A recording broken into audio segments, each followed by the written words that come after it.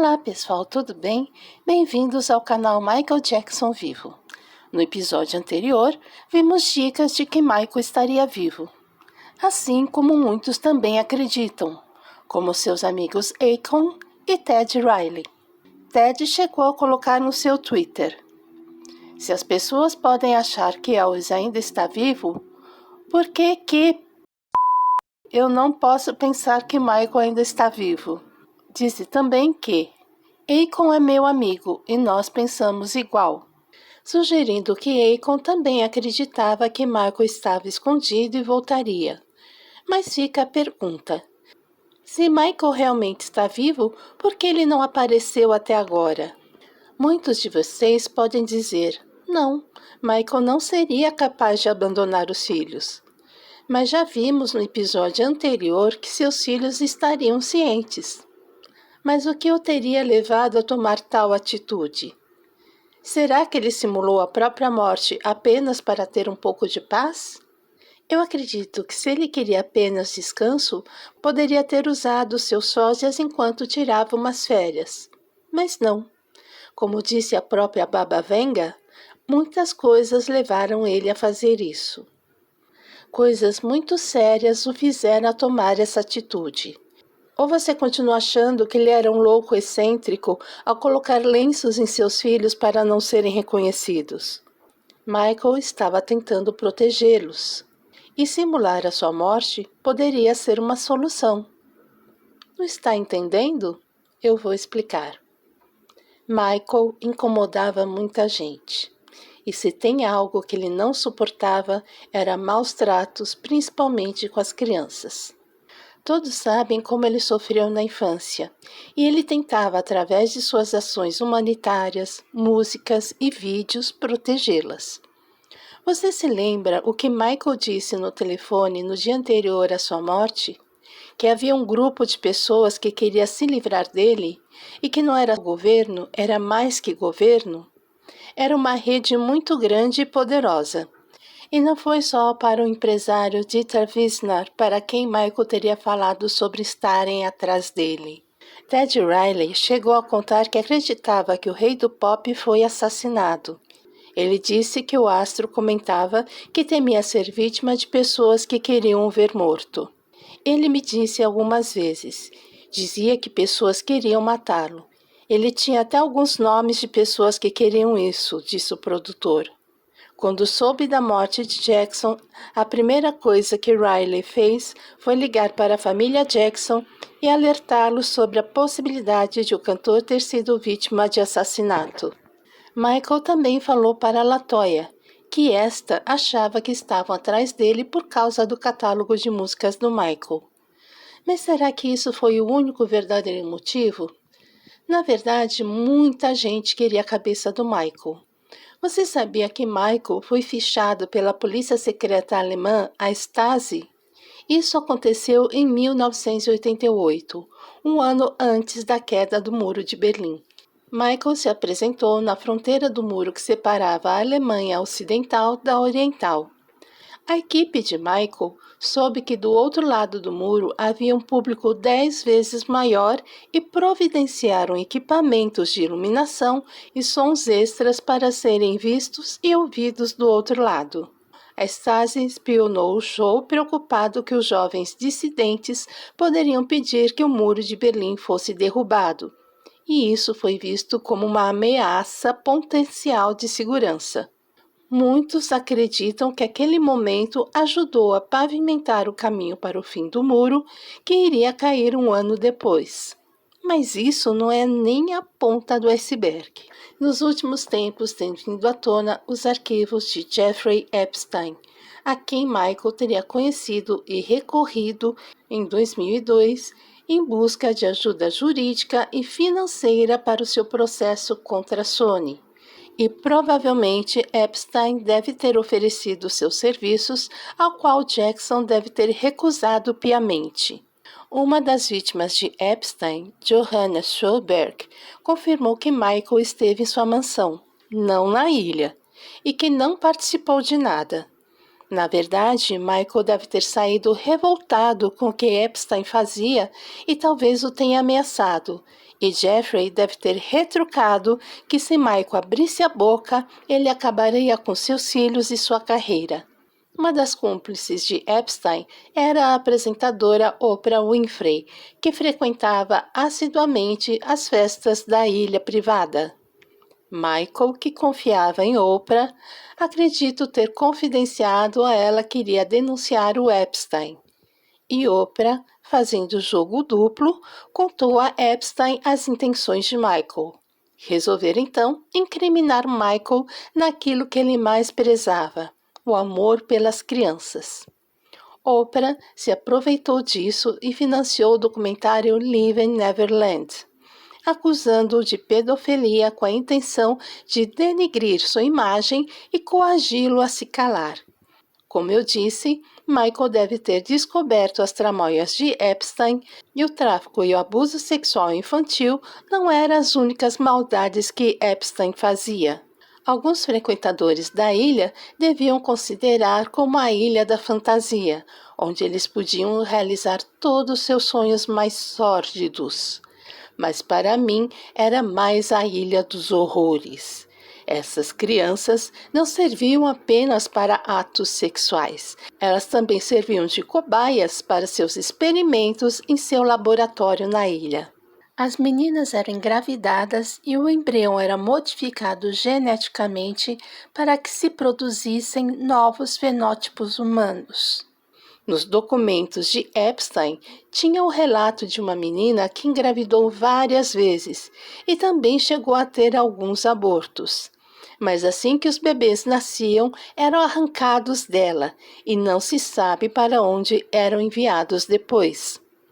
Há imagens do ultrassom desses bebês nos arquivos de Epstein.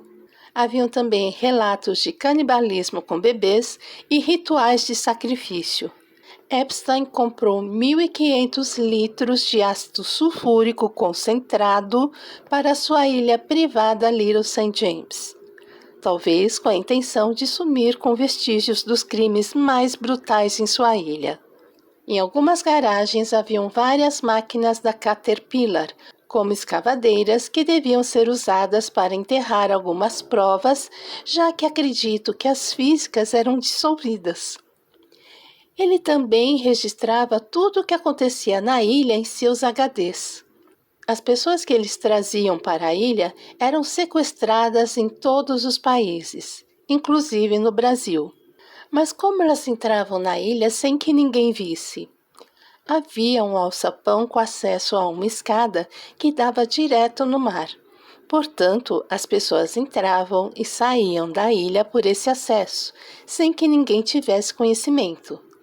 Dizem também que Epstein estaria envolvido no caso Madeleine McCann. Vi uns arquivos e vídeos liberados do caso Epstein que me deixaram sem dormir por dias. Se não bastasse isso tudo, existe também aquele que Epstein considerava como seu concorrente, P. Diddy. Michael conheceu P. Diddy em 30 de maio de 2003, numa festa do produtor de cinema Robert Evans para o lançamento do livro de Brett Ratner, Hell Heaven Lodge, The Photo Booth Pictures. Michael teria inclusive aparecido de surpresa na festa, já que Michael não era uma figura constante nas festas de Hollywood. E como Epstein, P. Diddy deve ter oferecido seus serviços e, como sempre, Michael deve ter recusado. Pessoas famosas que conheceram P. Diddy estariam sendo chantageadas ou teriam sido silenciadas para sempre. Dizem que tanto Tupac Shakur quanto The Notorious Big foram apagados a mando de P. Diddy. E Michael, sabendo que havia uma pessoa infiltrada em sua casa, o segurança Fahim Mohamed, que após a suposta morte de Michael virou o chefe de segurança de P. Diddy, resolveu sumir antes que sumissem com ele. Fora Tommy Mottola e Tom Sneddon, que conspiraram contra Jackson. Para muitos de seus admiradores, eles sempre serão vistos como os principais conspiradores por trás da tentativa de destruição do rei do pop. Para muitos de seus fãs e observadores atentos, o grande vilão dessa trama era a Sony, liderada por executivos influentes como Tommy Mottola. O motivo? O valioso catálogo da Sony, que incluía músicas dos Beatles e outras joias da indústria musical. Michael detinha uma participação significativa nesse catálogo e a teoria era que a Sony estava disposta a tudo para forçá-lo a vender sua parte. Afinal, como um homem negro que controlava um dos maiores catálogos musicais do mundo, ele representava uma ameaça a interesses gigantescos. No final, a luta de Jackson não era apenas contra as acusações que enfrentava, mas contra um sistema de poderosos que, aos olhos de muitos, estava determinado a derrubá-lo. Michael precisou morrer para que seus adversários, no fim, conseguissem o que tanto almejavam: o controle total sobre um dos mais valiosos catálogos da história da música. Mas essa conspiração não envolvia apenas interesses corporativos. Tom Sneddon, o promotor responsável pelo caso criminal de abuso contra Jackson, era visto como outra peça essencial desse quebra-cabeças. Para muitos, Sneddon não estava apenas em busca de justiça. Ele queria a glória que viria com a condenação de uma das figuras mais famosas e influentes do mundo. Essa suspeita foi reforçada por gravações e transcrições secretas que insinuavam que as acusações contra Jackson poderiam ter sido manipuladas por interesses maiores, alimentados pela ganância e pela ambição de controlar o império que ele havia construído. A relação entre o executivo musical Tommy Mottola e o rapper-produtor P. Diddy é apontada na imprensa de entretenimento com uma longa amizade e parceria de bastidores da indústria musical americana. Ambos têm sido foco de teorias e especulações após a prisão de P. Diddy em 2024. Especialmente em relação ao controle da indústria dos anos 90 e 2000. Há rumores e teorias de que Mottola teria usado sua influência, junto com P. Diddy, para boicotar a carreira de sua ex-mulher, a cantora Mariah Carey. E se eles fizeram isso com Mariah, com certeza se uniram contra Michael.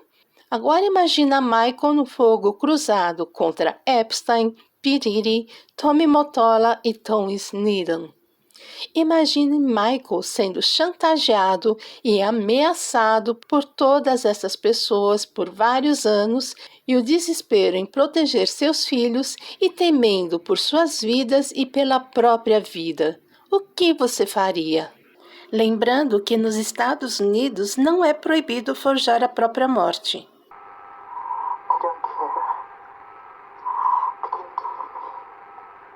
I don't even care my life anymore.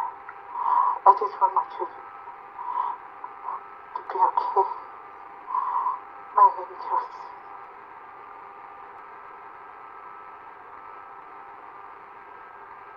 I want them to be safe. Mas vem você e me diz: tá, entendi. Mas isso faz tanto tempo, por que ele ainda não voltou? Embora Epstein tenha sido preso em julho de 2019 e em agosto do mesmo ano ele teria sido encontrado morto em sua cela, outras evidências aparecem de que Epstein estaria vivo. Uma delas foi Jane Doe 15, uma das vítimas que acusaram Jeffrey Epstein de ter abusado sexualmente dela quando tinha 15 anos. Ela usou durante o julgamento um bracelete com a frase "Epstein não se matou". E nesta foto, capturada por um drone, aparece a imagem de Epstein sentado em uma caminhonete em sua ilha, apenas 2 dias após ter sido dado como morto. E recentemente surgiu essa foto que seria de Epstein passeando por Tel Aviv. E P. Diddy hoje em dia está preso, mas logo será libertado. Ou seja, as pessoas que o fizeram mal ainda estão por aí e podem querer ir atrás dele se ele reaparecer.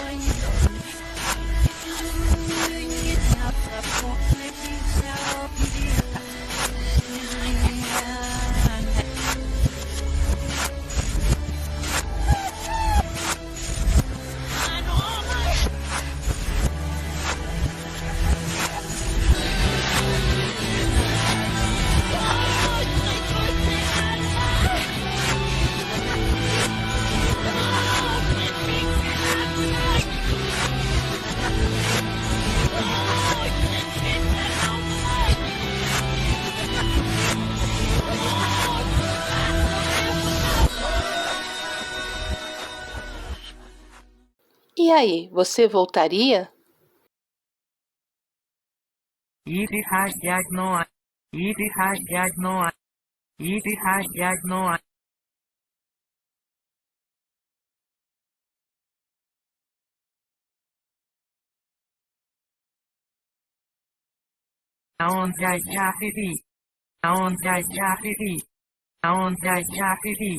Lembrando que isso tudo são teorias minhas baseadas em diversos fatos. E pode ser que Michael realmente esteja morto. Michael foi um bravo lutador a quem devemos milhões de desculpas por tudo que nós o deixamos passar. Nós o julgamos, nós o condenamos. Com que direito fizemos isso? E tudo que Michael fez foi nos ensinar amor ao próximo, independente de raça, de religião, de condição financeira e física. Fez-nos reconectarmos com a natureza, mostrando que ainda havia solução, mas só dependia de nós mesmos ajudar a evitar o pior. Michael era por amor, um doce de pessoa, e tudo que fizemos foi tornar a sua vida amarga, insuportável. Ele fez de tudo para nos ajudar e abrir nossos olhos. E espero sinceramente que, se ele reaparecer, que ele tenha finalmente o devido reconhecimento. O mundo deve isso a Michael Jackson. Pode ser que Michael não apareça mais e que tenha realmente ido para o céu. Mas ele continuará vivo em nossos corações e nunca o esqueceremos. Que ele esteja em paz onde estiver. Nos vemos em 24 de abril nos cinemas. Até lá!